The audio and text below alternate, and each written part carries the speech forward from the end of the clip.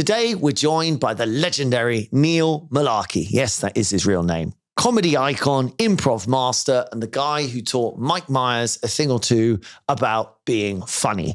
If you want to learn how improv can make you a better leader, how to spark creativity in any team, and why every business meeting could use a bit more laughter, this episode is for you. Enjoy. Hello and welcome to Business Without Bullshit. I am Andy Uri and today we are delighted to be joined by Neil Mullarkey. Neil is a comedy legend, improv maestro and communication expert who you might have seen on Whose Line Is It Anyway or in the Austin Power movies. He's also co-founded the Comedy Store Players with Mike Myers, where they still wow crowds every Sunday. Beyond the stage, Neil's traveled to 25 countries, helping teams spark creativity and better communication, whether in boardrooms or classrooms. He is the author of In the Moment and teaches on London Business School Next Level Leadership Program. Neil, welcome to the podcast. Thank you very much indeed. How exciting. Well done for reading all that out. My God. I like wow crowds. That's quite a tricky one. Oh my God. That and I'm internal dyslexic, rhyme. mate. So Are you really? It's an absolute nightmare trying to read these things out. But anyway, here we go. So you've ended up writing a book. You know, obviously your background in comedy and improv, you know, tell us what's going on here. Well, I was in the Cambridge Footlights, and so I was writing sketches and performing sketches. That writer-performer thing that people came from Footlights and went to Radio 4 and the telly, the Goons, Monty Python, Hugh Laurie, Stephen Fry, Emma Thompson, Olivia Colman. But then I was doing a show with my ex-Footlights pals in a pub, the Gate Theatre in Notting Hill. Oh, I know very well. Above the Prince Albert. And there was a guy selling tickets for us. He was sitting in a wheelchair, not because he's a wheelchair user, but because we'd used all the regular chairs on the tiny stage, about the size of this room. And he's called Mike Myers. So he made me laugh. And I said, where have you come from? He goes, Canada, okay. I used to be in Second City. He said, Second City? I said, the Second City's theatre, which is all the people who came from Saturday Night Live had been previously. Second City Theatre is a Canadian Second City thing. Theatre. Well, actually, it's Second City, Chicago, but then there's a Canadian one in Toronto and the touring outfit. He was in the touring outfit around Canada, kept not being promoted to the Toronto main stage. Years later, of course, he did. But he just arrived. His parents are British, so he had a British passport. And he knocked on the door and said, can I help? Cambridge Footlights, I've heard of Monty Python. So he painted our set, was selling tickets for us. I talked to him. He made me laugh. And this Second City thing I'd heard of because Saturday Night Live and the Blues Brothers. So he'd come from this place and that was exciting. And then he told me we do improv, made me laugh. So I said, well, let's go and see some alternative comedy, which was around in the 80s. Not many venues happening then. So we went and he made me laugh doing funny things off stage. I said, why don't we have a go? Let's do a tryout spot where you do 5 minutes. If they like it, they give you 20 and they pay you. So this is writing a 5-minute piece that you'd go and do like an open mic. Yeah, an open mic, exactly. So I booked the open mic. And we the sketch wasn't ready. So we had a 2-minute sketch, which is, you know, the song, da da da da da da da, tequila. So we had a joke, which was, we'll say tequila twice and then say other words. So, for example, Tony Gubber, who was a sports commentator in the 1980s. I can see on your face, you've got no idea. So yeah. da da da da da da, Tony Gubber. Then da da da da da, that man's jacket. Da da da da da. Then we open our jacket and it would say tequila inside. That went down as well as it's just gone down now, I'd say. So we then had 3 minutes to fill. So Mike said, let's just improvise. So we asked the audience. And he started improvising, and I'd never done it before. I didn't know what to say. So luckily he was able to do funny stuff. And I just, yes. And so gradually, we got our sketch together, which was Dr. Wicked. I don't know if you remember in Austin Powers, there's practically a Dr. Wicked. Well, he's the first. Dr. Evil. Dr. Evil. So this idea of this flawed anti-hero, the villain with sort of fallibility. And if you remember, actually in Austin Powers, where he's walking down the stairs behind a sofa, there's a thing there. And he did that for me in the street, walking down stairs, apparently behind a car, so with his body doing that. I thought, let's do a sketch based on that. So we wrote about 20 jokes and slung together a story called Dr. Wicked. So we had a screen here, which was 2 kind of things I'd stolen from gasworks. You know, those sort of road, what are they called? The plasticky things. What are they called? John Major tried to ban them. on the motorway. Yes, come on, D, you know. Orange things. Orange traffic cones. traffic cones. So I got a bamboo thing that I nicked from a skip and an old bedspread, and we did that. That was our screen. So it was all kind of this. So they went dun dun dun dun dun dun like that was a shark. And this sort of we did it's Dr. Wicked, and Dr. Wicked was invisible. I was Dr. Wicked because he's invisible. The only way to see him was to put a tea towel on his head. So I wore a tea towel with some glasses attached. It's very silly. And lots of props, which I always thought, subsequently don't have props. So Mike and I did that. We did our show Mullarkey and Myers for 18 months or so. At the time also shared a venue with Kit Hollaback, Paul Martin as he was then, and Dave Cohen.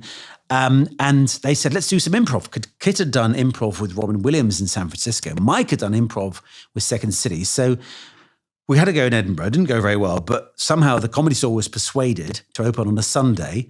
Friday and Saturday, they did stand-up, and we did Sundays. Improv. Nobody had heard of improv. What? You make it up? You get suggestions from the audience. You're mad. When was Whose Line Is Anyway launched? Whose Line was 3 or 4 years later. Ever since Whose Line, people know what it was. They understood that this was a form where the audience gives suggestions and we act it out. We make sketches. So it's different from stand-up.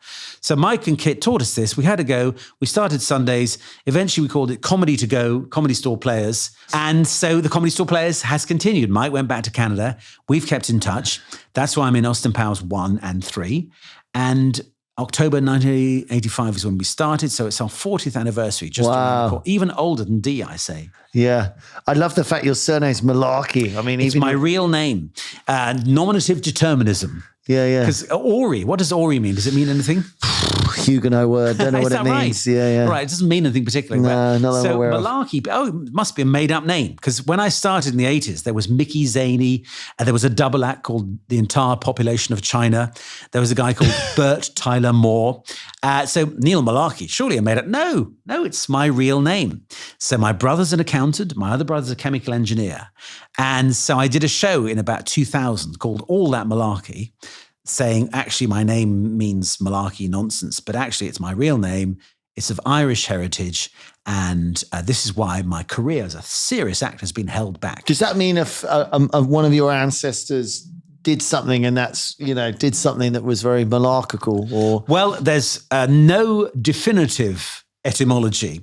Yeah. It emerged in America, the word, and people say there were some Irish builders who were always letting you down. Yeah. And they would give IOUs that were worthless. So that's a load of malarkey.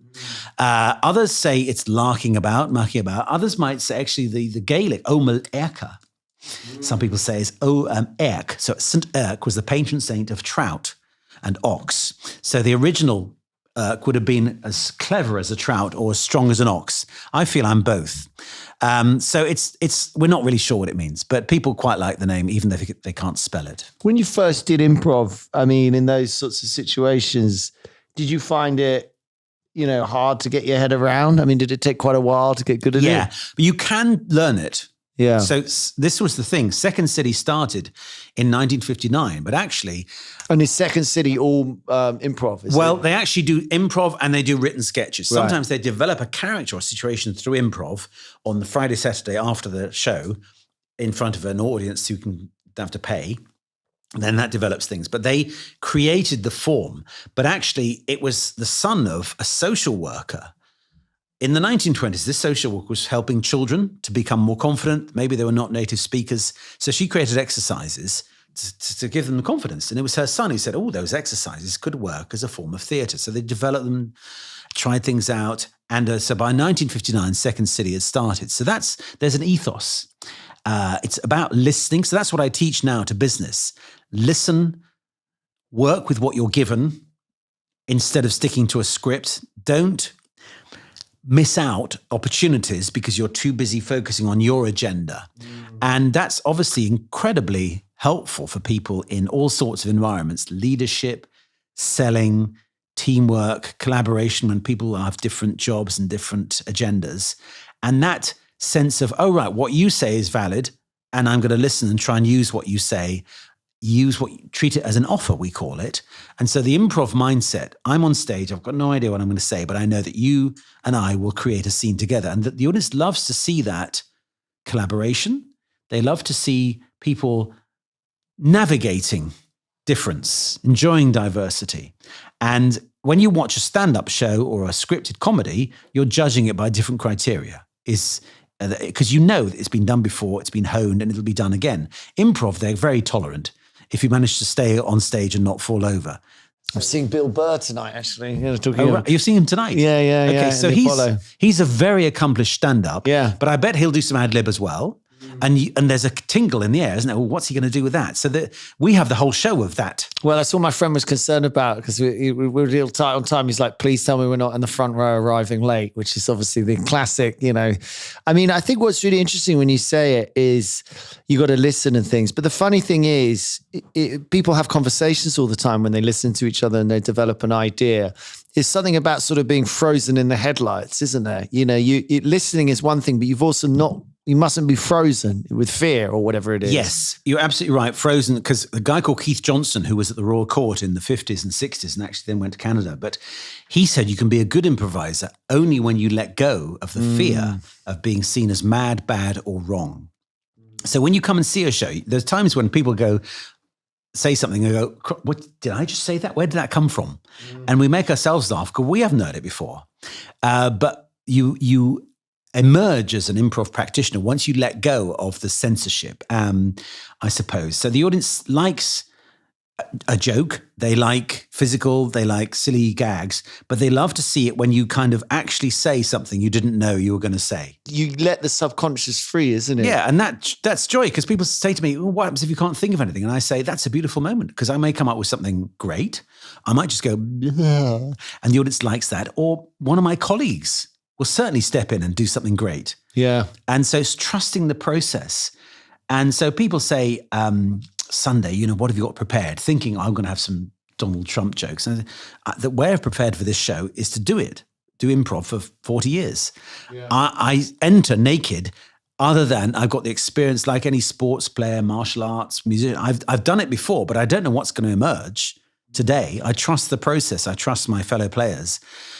So it's quite a different performance from somebody who wants to get it right, who's rehearsed it. Some brilliant lines have been written that have been workshop, processed, work in progress, try it out, rewrite it.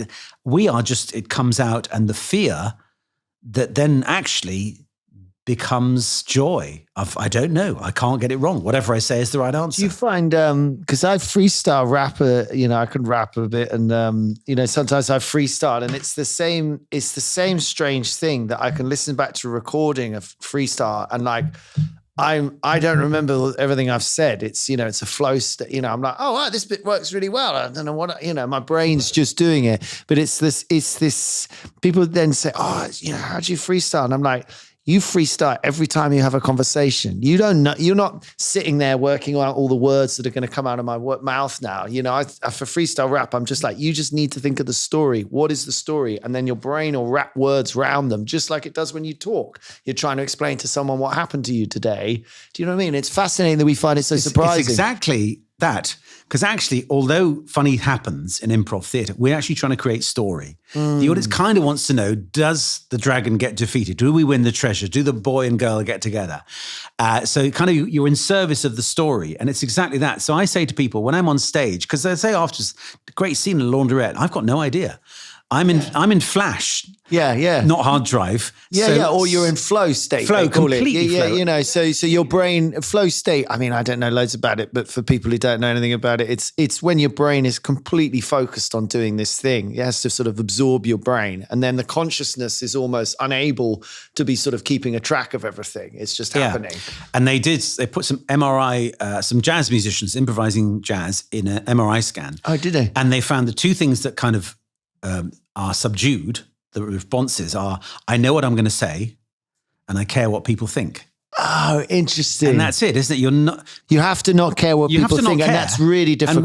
And what's counterintuitive is when you don't care, it becomes good. Yes. We tend not to say things that are horrible. But when you do say something and you don't know, where did that, I meant to say cheese and I said chicken. And of course, then chicken becomes a great idea. Yeah. Because we've done it and seen how the mistake, the error, the left field suggestion becomes actually really wonderful, better than one you might have filtered and processed. We love the process, and the audience can see it's very transparent what we're doing.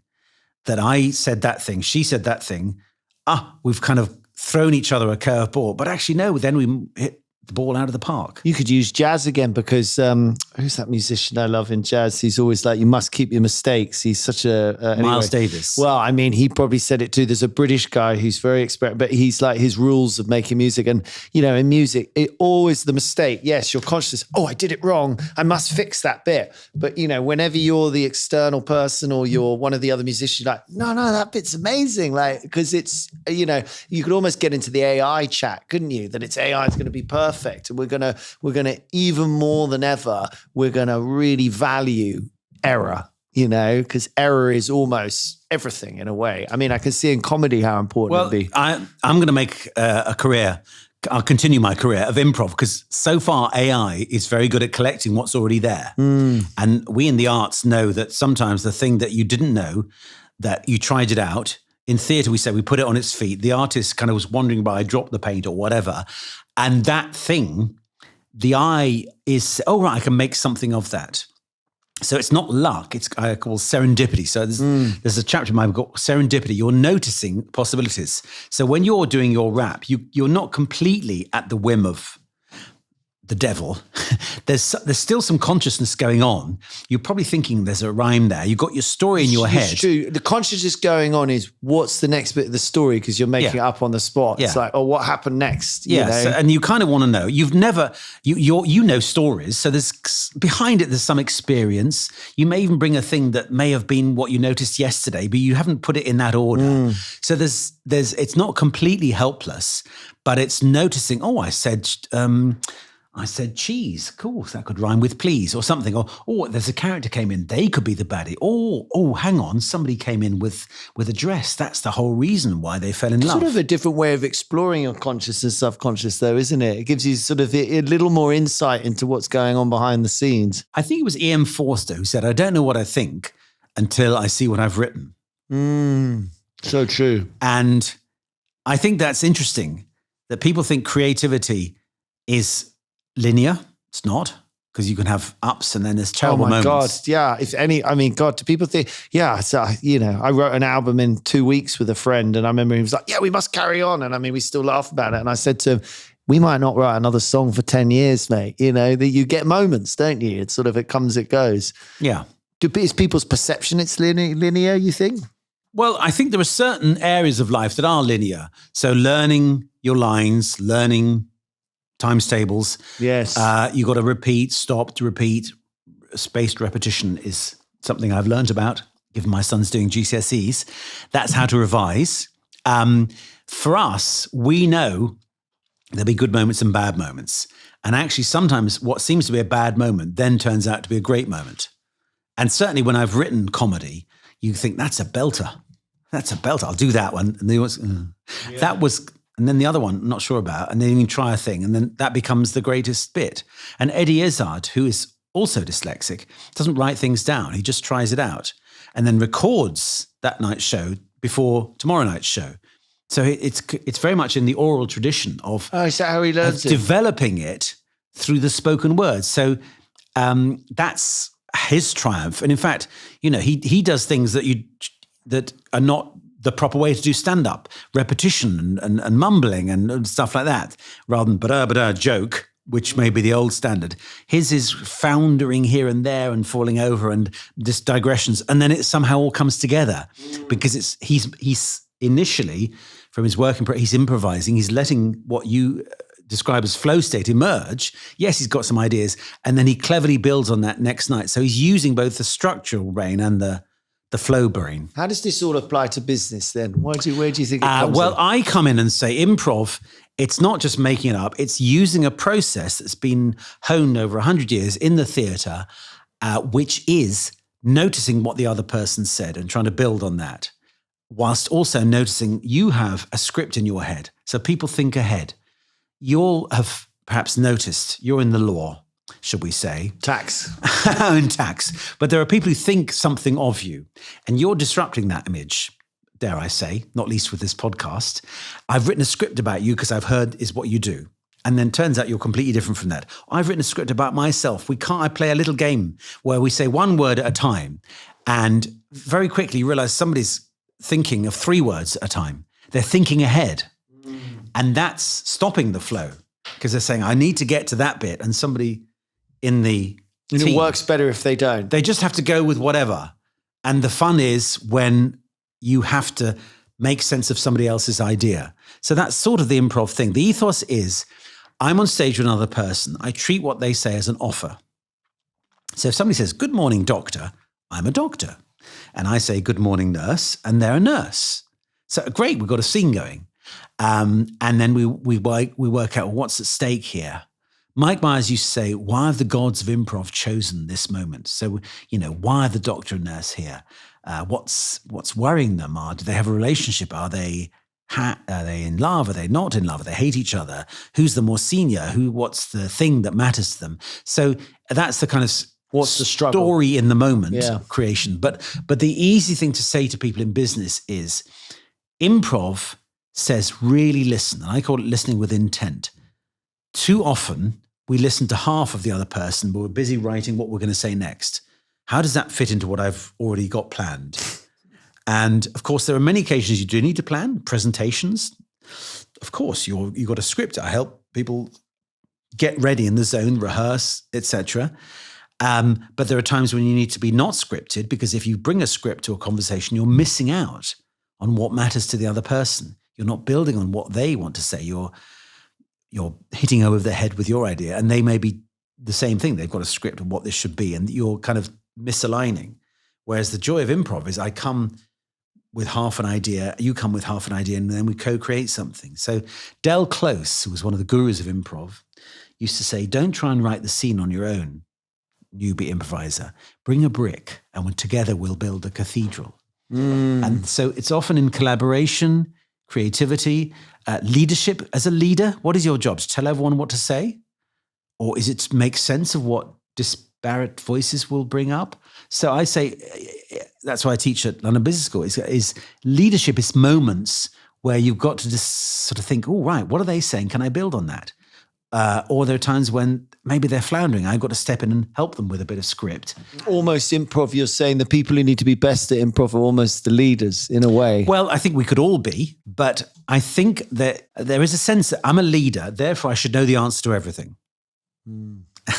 And you might know the answer to some things because you've got years of experience, but there are some things, new ideas, new possibilities, that if you stick to the old script, you've missed a possibility. And a lot of what we face in the world now, uncertainty, can only be sorted by collaborative endeavor. If we're bothering to sit down in a room together and we're going to effectively do a bit of a creative process, if it's not, here's the facts. I understand the Japanese, when they meet, they don't debate. So you turn up, you read out your statement, next person reads the statement, you get to the end, the meeting ends. And then you consider what they all said and you come back and adjust your statement. But, obviously the Western way, or, the British way, you get in the room and it's all a bit sort of chaotic. Yes. But if we're bothering to do that, we're trying to resolve something, aren't we? And we don't know the answer. We don't know the answer. And very often you might have people with different agendas. So come to an answer that they have buy-in because they've helped create it. And often you're in situations where there is no answer. It's a bit complicated or complex. Even with Japanese people, by the way, I know they have a lot of side meetings. Oh, do they? Before that meeting. So that's when the improv happens. It's kind of preparing and what do you think?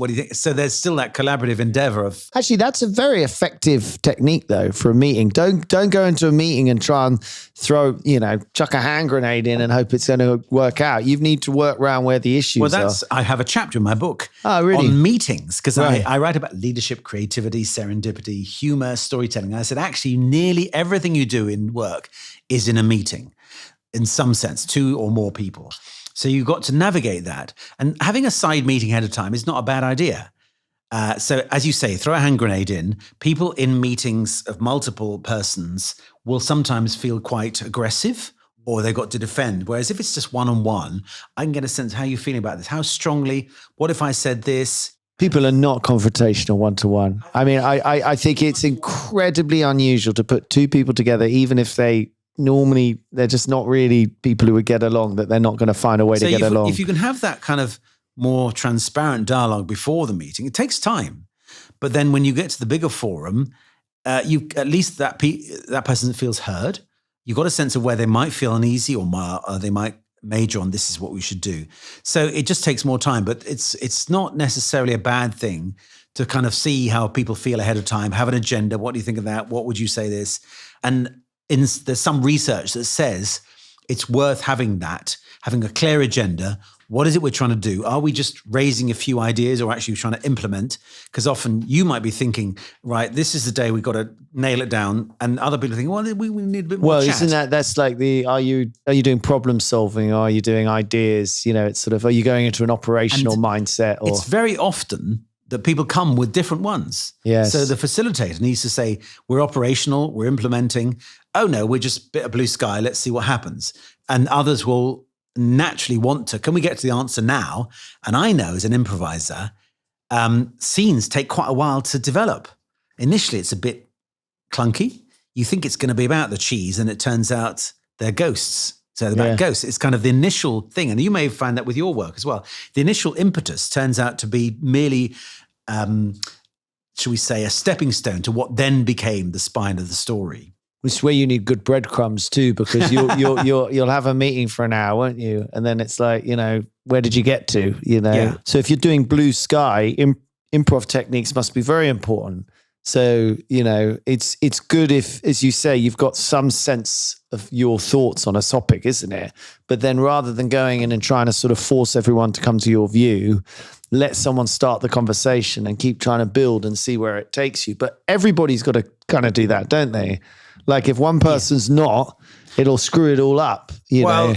Yeah, because actually at Second City, they have a director watching their improvised scenes. And they'll say, okay, end of scene, now bring in this character, or bring in that character from before, or suddenly major on the cheese, or whatever. We don't have a director, but because we do fairly short sketches. But we all know our ethos is follow the follower. So we're all playing that game. Oh, looks like he's got an idea. Oh, no, that's where she's going. We'll go with that. In the real world, you're right. Some people want to impose structure. Others will let's just open things up and be kind of irresponsible because we know that'll lead to something interesting. So yes, you need to be kind of aligned. Are we trying to get the answer here? Are we trying to just open stuff up? I think that's it. And I would dare say, when I mentioned director, it's good to have a good facilitator who makes sure that all voices are heard, because some voices will want to say lots and some will say less. And especially on virtual meetings, I think it's really important to get people to say things early. Oh, okay. Just get them to open their mouth. The American technique of everyone introduce themselves. Well, that's another one. Well, I hate that. What I was going to say is I never introduce myself. I say, get somebody else to introduce you. Yeah. It's so difficult for a Brit. Exactly. Well, actually, not just Brits. It's, okay, we're going to introduce ourselves. Well, hello, I'm Neil, and I do stuff, and it's like good, yeah. Whereas if I say this is Andy, you'd be amazed. But he's a tax guy, he's a rapper, he's created this, he does this. I can be completely immodest about you, and also I can show that we care about each other. Yeah. Whereas if I'm introducing myself, whereas I try and get people on virtual meetings, I look in their background. Oh, I see there's a plant there. Well, what's that picture there? Or put in chats, get multiple channels. Put in chat, where are you today? Not just London, but are you in the basement? Are you in the living room? Have you got socks on? And things like, in a meeting, the longer you don't speak for, the harder it is to speak. Because you think, I've got to come in with something really great. Whereas if you get people very early on to say stuff like, hello, here I am. Yes, that is a picture of my dog, younger self, my dog, whatever. And I'm leaning in saying, oh, tell me more about the dog. People are happy to talk about the dog. And I found some research the other day. Great way to start a creative meeting is to everyone tell an embarrassing story. Oh, God, I can't even think of one. I've got so many. Well, yeah, there you go. But you're okay with telling embarrassing stories. Wow. I probably always do in every meeting, but it's kind of built into my mindset to play the fool to try and relax people. Exactly. If you play the fool, you've extended the window of comfort. Yeah. And another thing, a friend of mine wrote a book called Sparking Success, Adam Kingle. The lead writer on Friends would often, in the writer's room, say something quite outrageous, give a suggestion, which then meant, well, the other junior writers go, oh, right, if he says that, that's really out there. I could say my thing, which is a bit out there. Otherwise, you want to stick to the guide rails. I better not say something because we haven't done anything like that before. Whereas, of course, a creative environment, you do want to extend it. Even if it's just to say, if somebody says that slightly crazy thing, oh, that may not work, but what about this? And so Pixar pictures do a version of what I'm saying, which is yes and. Yeah. Whenever somebody says something, you can't say that was a bad idea. Oh, internally in meetings. This is how they do it. They kind of, that's okay. Using that idea, I move things on. Even if I don't use the idea you said in the way you might have thought of. It's called plussing, which you can't critique somebody else's idea without some way of using it to move things forward. Which is our yes and. You accept but the it offer. makes the person really so much happier, isn't it, than saying, no, that's not quite what I meant. And then amusingly in meetings, they often then say exactly what the other person said. Do you know what I mean? Exactly. And also if somebody nixes you, you think, well, I'll just be quiet now. Yeah.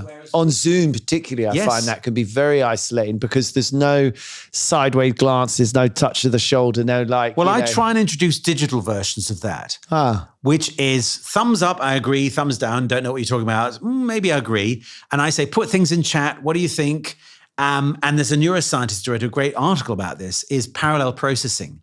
Isn't it great when you can ask a Zoom room of 10 people, what do you think? Yes, no, what do you think? Points out of 5. People put it in. You get 10 reactions in no time. If you had to go around the room, you'd have to wait for 10 iterations. In lockdown, I found that the neuroscience was saying you've got to change the dynamic every 3 to 5 minutes. So one person talking for 20 minutes is not helpful. No. So put up a slide, get somebody else to talk, get them to put in chat. So sometimes it's relevant, sometimes it may not be relevant. Anyway, what I was going to say in a real meeting, ask everyone, should we do X? Yes, no, rate it on a 1 to 5. And then you might say, okay, right, Andy, you said 3. I'll come to you in a minute. What do you think about that? So Andy's a bit shy, but he's had a chance to think about it. I give him a moment to kind of prepare his clever thing. So it's really important. Zoom and Teams need more facilitation than real life because we don't have that thing of somebody, you can just see somebody shifting, about to say something, or that sense of, I'm just about to finish what I'm going to say, which then invites others. Plus, if everyone laughs at you on Zoom or you put an idea out there and everyone laughs and lampoons it, it feels really horrible on Zoom. Whereas in person, it would be like, everyone be smiling at you and going, very funny. So you have to make it more engaging, get multiple voices in, change the dynamic where you can get somebody else speaking. If you're a leader, get somebody else to run the meeting every now and again. There's quite a lot you've said here that's all really interesting in terms of different ways of sort of, you've got to, break up the Zoom and put stuff in chat and get people talking about anything. Sort of, it's very inclusive, all the stuff you're doing. Very, it's psychological safety stuff. Improv is that, which is, some people say in improv, there's no wrong answer. You can say anything. We know sometimes there are better choices. So, for example, somebody said today, you remember like in Liam Neeson in Extras, do you remember when he mentions AIDS? And yes, Ricky Gervais, which is not that funny. So, the improv say, well, okay, let's... You're in a doctor's, I've got AIDS. Yeah, exactly. So it's not a great choice. Yeah. Because that's how we describe it. It's a Liam Neeson scene when they call him in. Oh my God, it's amazing. And he's trying to do an improvised comedy sketch and very quickly gets to a very dark place that we know is not fertile ground for comedy. Yeah. Other than we at home are going, this is hilarious because it's a fish out of water thing. So what I'm saying, yes, it's inclusive because I believe in cognitive diversity. That's really important to me, is that I'm thinking this, but that's my script. And you're thinking that. And even when I say cheese, I know she's thinking Stilton. He's thinking vegan cheese. He's thinking cheddar. Somebody's saying, I don't want cheese. Or someone's thinking smile, whatever. Exactly. So everyone's got, from the same data, all diverse points of view. And improv is whatever you say is the right answer. Diversity of thought, cognitive diversity, that's what it's all about. It's just much harder to see. It's harder to see when you're up against time, budget, and I can talk about this because every Sunday for 2 hours, I do it and an audience goes home happy. We create little stories and whatever I say doesn't matter too much. It's the right answer. There's no script. I can't get it wrong. That's easy. I'm not answerable to shareholders or financial conduct authority. yada, yada. But what I was also wondering is you've got the leadership element of how you break up a meeting, but actually the improv thing is you kind of need to train everyone at the meeting, don't you? You kind of need to get everybody on that page, because if there are a couple of people who aren't on that page, then it's like you couldn't do improv on Sunday and two people be like, no, well, you know what I mean? Not playing the game, it would kill it. Interesting. I'm going to, without naming names, we have had people like that. Have you? Comedians? Yeah. What I would say is it's not they're saying no, they're just plowing their own furrows. So, for example, on July 20th, I don't know which year this is going out, July 20th, 2025, we had Julian Clary. So we've often had Julian. Now, the thing about Julian is he's hilarious, but he's always Julian. Yes, okay. So there's 5 of us creating scenes, and it's coming here he comes in. He's the wildest man in the West. He's the crazy gunslinger. Hello. And it's Julian. And that's funny. Yeah. But you couldn't have more than one Julian. Yeah. Do you see what I mean? Yeah. And Paul Merton was similar. He was Paul Merton. It's kind of, he's the deep, dark, handsome, here he comes. Hello, I'm Paul Merton. Yeah. And it's kind of, we know that character. So they both play the rules of listening. But you said you could only have one, which is quite interesting. One, yeah. And I think in a team you can have that, because every team will have a bit of a lone wolf character who doesn't say much or says an obtuse thing. And of course, I would say again, that person gives permission to others to say perhaps unusual things. And also, I work a lot with management consultants and business school people. We talk about transformation and change. And what do we do with resistance? When somebody says, no, it's not going to work, your natural reaction is, oh, they're a curmudgeon, let's exclude them. I'm saying, let's include them. Why isn't it going to work? What is the cynical view? Actually, that could be a helpful offer as to why we can make the transformation work, or the new office or whatever. And others will say, well, if old Grumpy Jaws is involved and he's bought in, that means I'm going to buy in, because even if the kind of the left field idea is still included. So our natural reaction is to overcome resistance, to tell Mr. Grumpy why he's wrong. And I learned this with Ashridge Business School, and business school in Hertfordshire, which is see so-called resistance differently. Because actually it could be quite a powerful insight as to how to make it work better. Because I don't know how much you've dealt, Andy, with transformations and change and stuff. I see it all the time. New CEO, new boss. We're going to this is a new program, strategy X, strategy Y. 3 years later, I come in. Oh, forget that. That's all nonsense. CEO's gone. We don't talk about them at all. It's strategy Z. People and excellence are now called people and technical or some whatever. Yeah. It's kind of the new broom. It's whatever. Yeah. And I know that a lot of these change programs, there's somebody or multiple people going, I've seen it before. I'll survive. They just changed the name on the door. Isn't that a sort of mistake of leadership too, that they come in and they need to be like sort of ego and like, I'm going to change everything. When actually a lot of business, when they, especially in trouble, someone just needs to like just fix what's there, focus on the problem, do the boring stuff. What's going well? Let's do more of that and make some decisions. Oh, let's stop doing that. And rather than the top down, which is the new guy, and it's often a man, he comes in heroically and changes everything and we all win.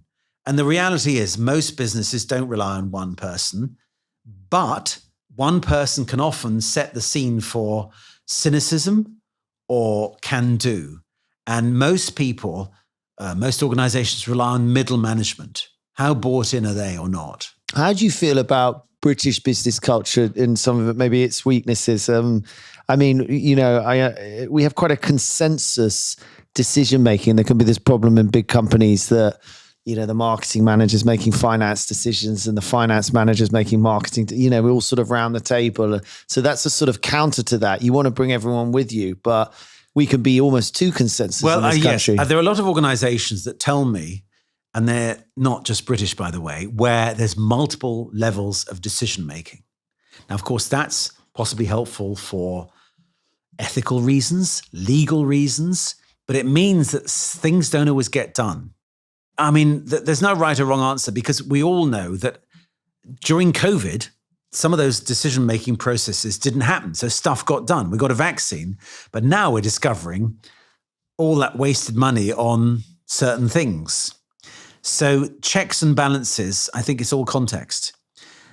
We know, though, that I will say to you, an improv scene is easier with 2 than with 3, 4, 5, 6. 2's a good number because my focus. Now it's you, now it's me, now it's me. Yeah. Suddenly you get 3, it's kind of who's speaking? Is it my turn? Is it your turn?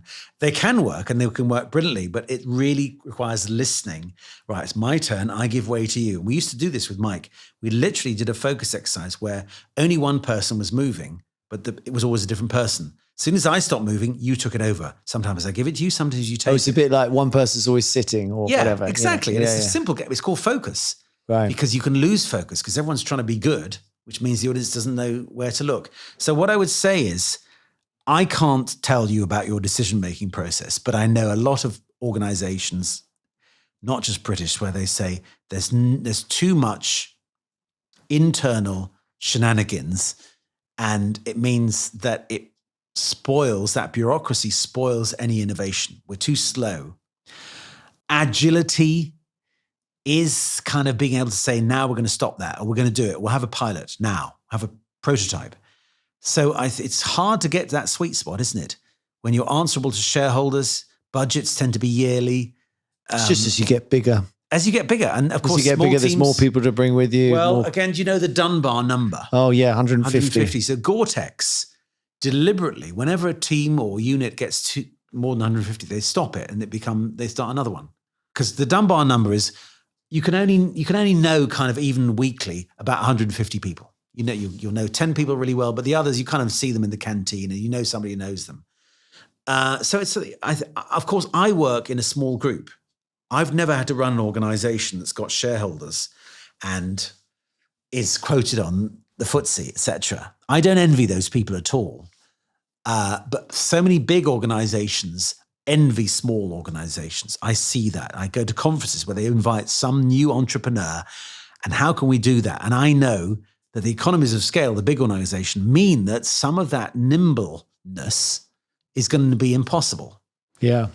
Well, it's brilliant what you've taken, because you've taken, an ultimate form of play in a way, isn't it? And just showing how important that is to keep that at the heart of an organization, Yeah, if nothing else, people say often to me, I've done this improv and I talk about uncertainty and complexity and emergence. And people say, that was great, but we all had a laugh. Yeah. No, you do it in a really nice way. We don't have a laugh. I mean, for me, we have it as like a central cultural pillar for us, humor, because I just think it is so important to, again, that psychological safety. It's a bit of a double-edged sword because people can get sensitive about jokes, but like we were talking about, like playing the fool, there's some ability to use humor. I think it's like the superpower of, Brits and Irish I think people. it is. And the research will tell us that if you're laughing together, you're probably going to do the job better. The double-edged sword you mentioned, and I found this out, there's affiliative humor and disaffiliative. Oh, is that what it's called? Because banter. Yeah, banter, mate. Can be bullying. Yeah, okay. It's othering somebody.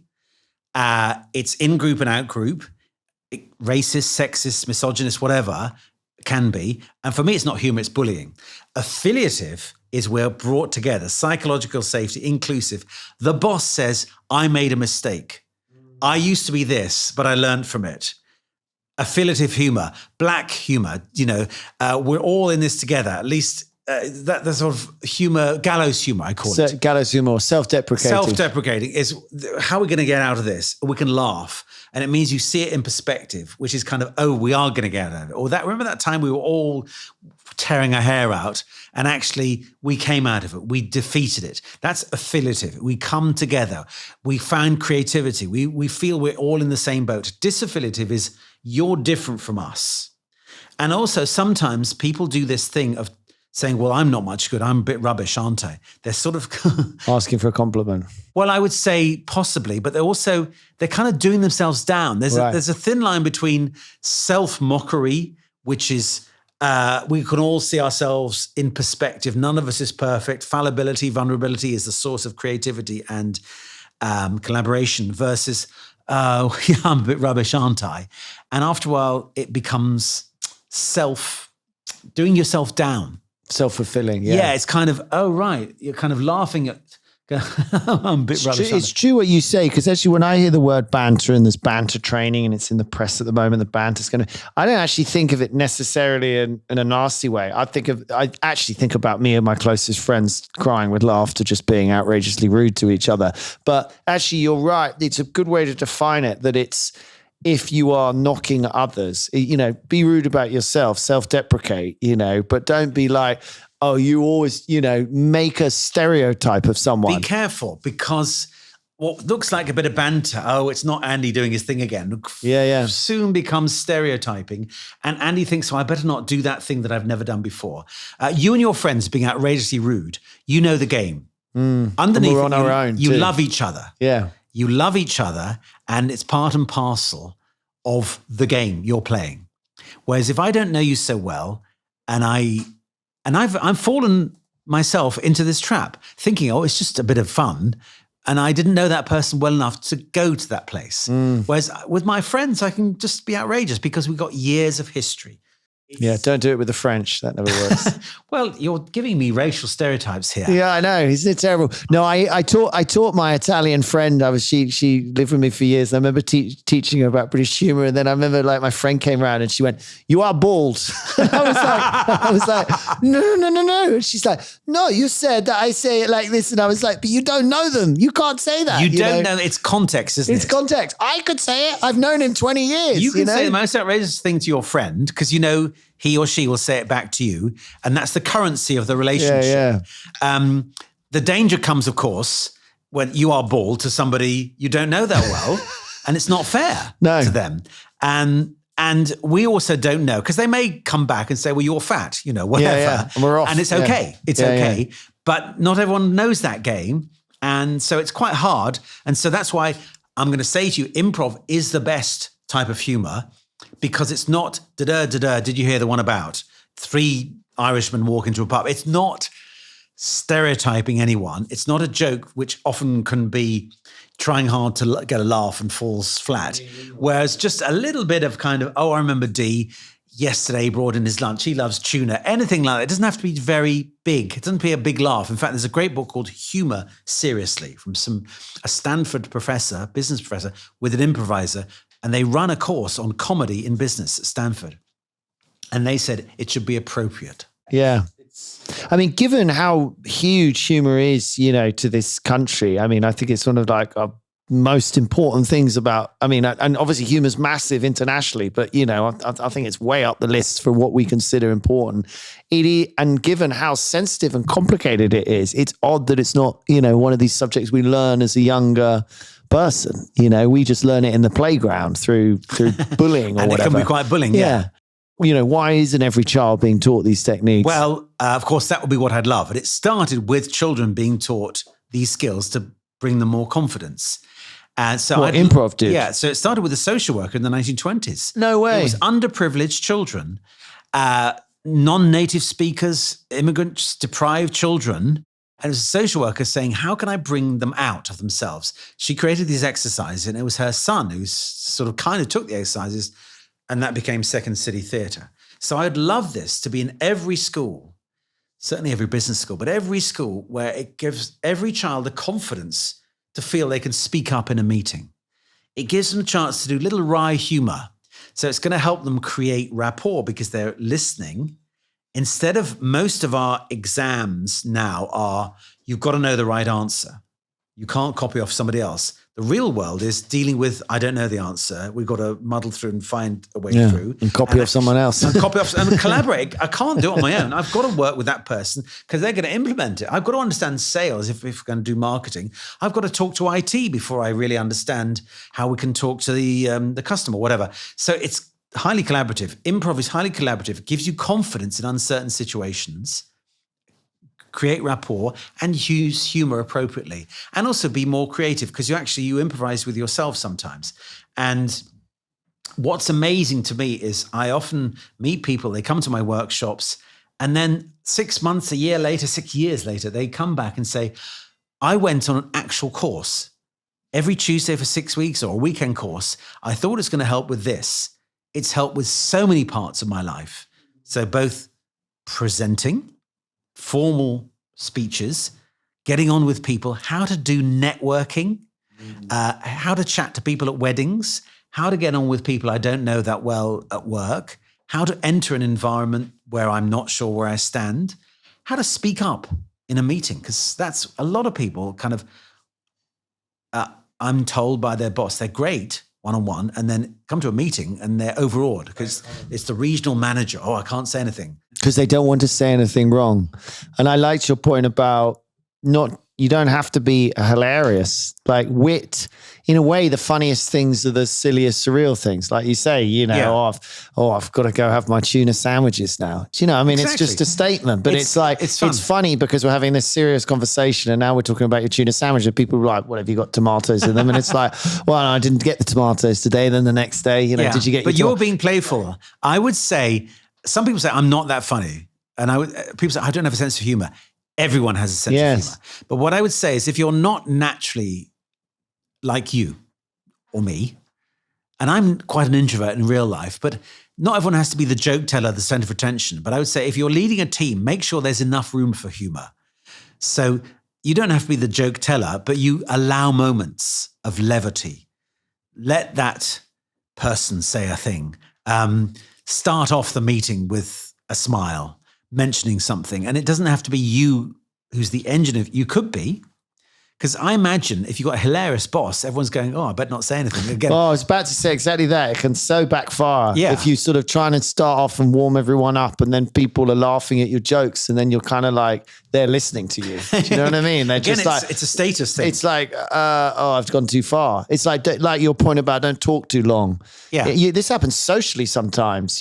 Suddenly you're talking and you get into this long conversation and then 3 other people turn to look at you and then you're like, now I'm like, I'm carrying this conversation and you just think, no, I don't want to do this. So encourage others to be funny.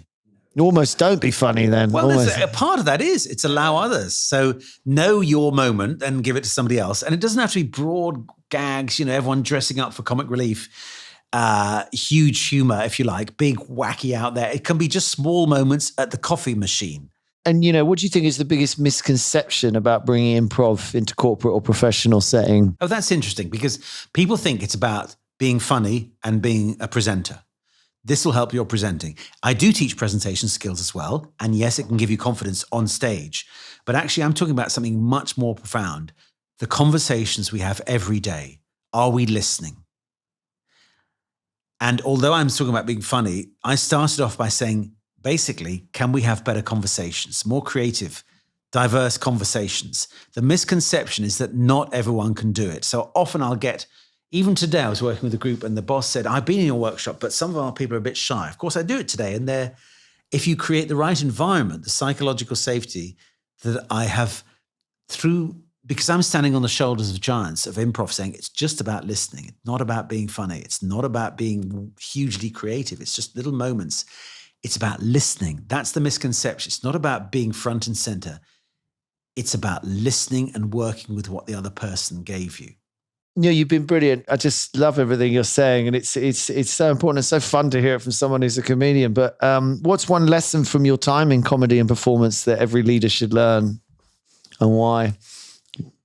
Every leader should have as many conversations as possible. They should try and talk to people at all levels, get out of the office or their office, walk the factory floor, the office floor, just listen to people, what they say. So just get out there. They call it MBWA, management by walking about. Find out the new person who doesn't know the rules and they may have an interesting idea. Talk to that person. And so get out and listen. How do you get that, boss comes along, everyone gets, The more you do it, the less they'll bother. Yeah. Because I'd said this to somebody with a very big construction firm. And I said, you're on the 7th floor. Nobody ever sees you. Just walk around. Go to the 6th floor. Just be seen. You've got to put it in your diary almost. For me, I'm so busy. I'd have to say, put an hour and I'm just going to go wander around and chat to some people. That is your job. And this guy said, why would they want to see me? I said, just to see you. Because the more you walk about, the more they might say, oh, hello, I've got this thing. So, of course, it is scary when the boss comes and looks over your shoulder, but just be more present. So this is something that Jimmy Mulville told me, who's the head of Hat Trick, who make Have I Got News and other brilliant television.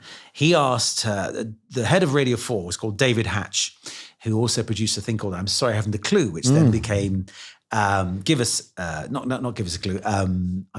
What's it called? Still called that, isn't it? I'm sorry, I haven't got a clue. Yes, it's called Something Clear. No, he said, I'm sorry, I read that again. It was, anyway, with Graham Garden, etc. Anyway, his job, he thought, as head of Radio 4, he said he always tried to come, because the BBC had lots of different entrances, come through a different entrance every day. Oh, wow. Just so he'd bump into different people. Yeah. That was it. So just somebody, and somebody, the receptionist or a producer, just bumped into him. Then they could say a thing without an agenda. So try and come in. And the other thing he said was, every day he wrote a handwritten note to an individual saying, really enjoyed what you did.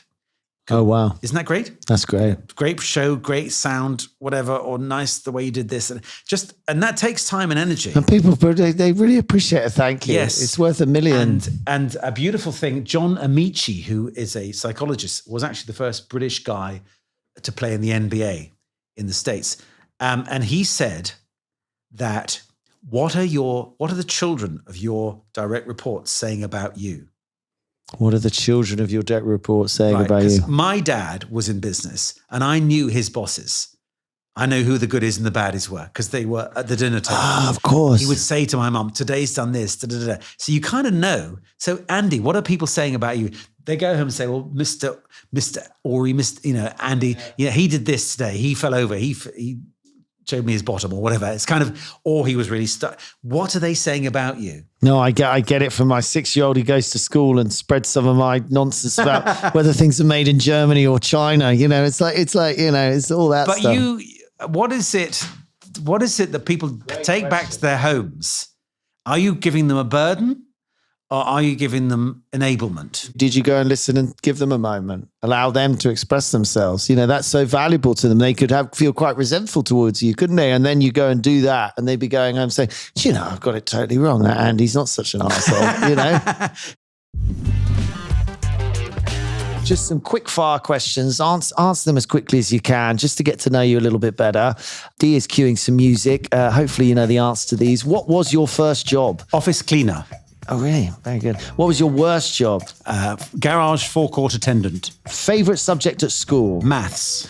Very nice. What's your special skill? I can raise each eyebrow independently. That is pretty good. Some people can raise one or both, but I can do both independently. Wow. That is. What did you want to be when you grew up? Comedian. Oh, did you? Brilliant. What did your parents want you to be? Not a comedian. What's your go-to karaoke song? I never do karaoke. Oh, come on. I once auditioned when I was a lad for the Cambridge Footlights for Hugh Laurie and Jan Ravens, and I sang Questions and Answers by Sham 69. Wow, amazing. Office dogs, business or bullshit? Business. Very good. What's your vice or guilty pleasure? Tarama Salata. Is it really? Never quite got my head around Tara. Well, it's just basically sort of salt, isn't it? It's kind of smoked salmon flavour, creamy, and there's a bit of rusk in there. So I could just eat it with a spoon sometimes. Really? Yeah. Do you keep it in your fridge, do you? In case of emergencies? Yes, Along exactly. with crack cocaine, I'm sure. Yes, well, crack cocaine you can serve at any temperature, I find.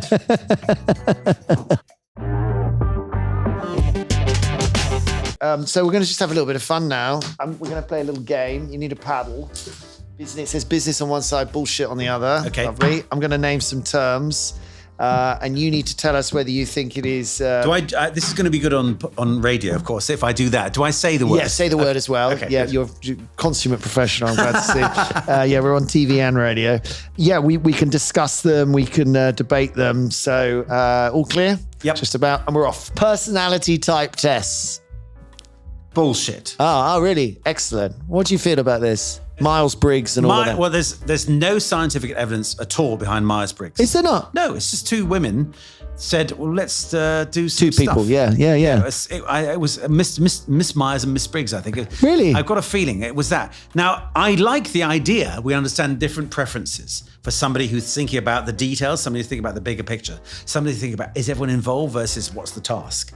But actually, so many times that people said, well, I'm an ENTJ. I'm never going to change. I mentioned it in my book. Yes, when they attach a you're label to- labeled, you're told that's it. Yes. I have seen somebody talk about Myers-Briggs and say, actually, it's a movable feast. Different moments, different situations. It depends on the context. But the thing is, it's dangerous. There are other better ones, by the way. Constellations and your blue, your red, your whatever. They're all spectra. You're kind of a bit like this, you're kind of a bit like that. But the danger is you get labeled and think, I'm going to like that. I'm like that for the rest of the world. Becomes an excuse. Becomes an excuse. And what I try and say is all the stuff I'm offering, whatever personality type you have been defined as, it still works for you. Yeah. So so-called big, loud extrovert, quiet, thoughtful introvert.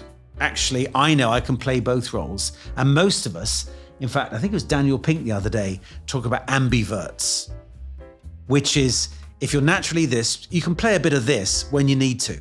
So introvert, Bill Gates, introvert, but learned how to be a presenter. Extroverts learn how to be quiet. Yeah, but also the strict definition of introvert and extrovert is whether you get energy from people or not. It doesn't mean that you can't love a party. It's just a party will tire you out, whereas I definitely get more energy from but it depends again. It does depend. Sorry, fifth. But depends which personality you think. When I used to take my children's party, you may find this with your 6-year-old, still, they're knackered. They haven't done anything. But they're just thinking, where do I fit? Is pizza now? Yeah. Is the entertainment? Everyone's confused, waiting for the party bag. It's the party, but it's kind of, I don't know what's going to happen. No. And I know myself, I'm exhausted. So I say to people, go to networking events, but stay for half an hour. Yeah, or yeah. meet one person, and that's it. Depends on also I was thinking about the extrovert introvert definition, thinking, well, it's not quite right because my wife is saying what an introvert she is and how she had a terrible time at this school thing and whatever. And then I was like, the thing is, if I go to those things, babe, I'm exactly the same. But if I go out with people I know, and love, and then we do something fun, or then I can stay up all night and chat. There's no tomorrow sort of thing. Yeah. So it's who you're with, a lot of it. And it's just tiring being with other people. Yes. So you'll come tired even with your friends. Yeah, eventually. It's that part of I'm 47. I've already realized this. You meet up with friends and you're like 47? Yeah. You're like, why did we get together? You've given up drinking. I'm bored. I know everything you think. I'm off. See you later. And personal pronouns, business or bullshit? When you say personal pronouns, you mean he and she and...